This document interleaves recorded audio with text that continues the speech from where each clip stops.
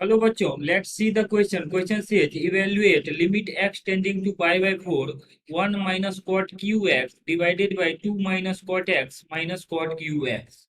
So key concept for this question is our key concept is limit x tending to a f of x by g of x is equals to limit x tending to a f dash of x g dash of x if limit is of the form of limit is of the form of 0 by 0 और infinity bye infinity.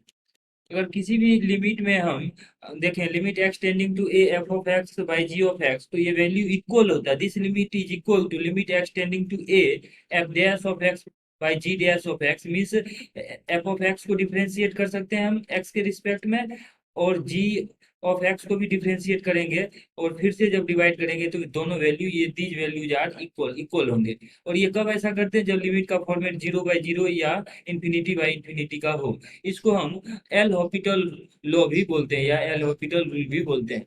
Now हमारे पास जो limit है, ये limit x tending to pi by 4, और यहाँ पर function दिया हुआ 1 minus cot cube x divided by 2 minus cot x minus cot cube x.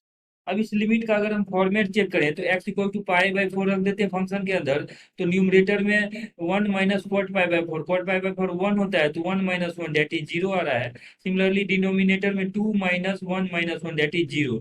तो 0 बाई 0 का फॉर्मेट है लिमिट का, तो हम न्यूमरेटर और डिनोमिनेटर को क्या कर सकते हैं? डिफ्रेंशिएट करके लिख सकते हैं, तो वैल्यू सेम आएंगे। So this limit will become limit x tending to pi by 4, और यहाँ से 1 का डिफरेंशिएशन तो 0 होगा, और कॉट क्यूब एक्स का डिफरेंशिएशन हो जाएगा -3, बाहर आ जाएगा cot square x, and further हम कॉट एक्स का डिफरेंशिएशन लेंगे तो आता है minus cosec square x, minus cosec square x. तो न्यूमरेटर वाले पार्ट का डिफरेंशिएशन हमने लिख लिया।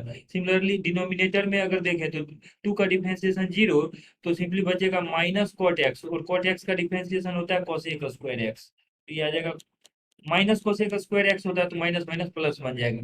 और यहाँ से ये वैल्यू आ जाएगा हमारे पास -3 cot square x into, further हमको कॉट एक्स का डेरिवेटिव लिखेंगे तो ये आ जाएगा माइनस का कोसेक स्क्वायर एक्स। यहाँ से सिंप्लीफाई हम करें तो सिंप्लीफाई करने से कोसेक स्क्वायर एक्स ये माइनस माइनस प्लस बन जाएगा यहाँ पे। सिमिलरली यहाँ पर भी माइनस माइनस प्लस बन जाएगा, और कोसेक स्क्वायर एक्स जो है, कोसेक स्क्वायर एक्स अगर हम कॉमन कर लें तो यहाँ से आ जाएगा ये वैल्यू हमारे पास limit x tending to pi by 4, limit x tending to pi by 4, और यहाँ से अगर हम कोसेक स्क्वायर एक्स कॉमन करें तो ये बन जाएगा 3 कॉट स्क्वायर एक्स।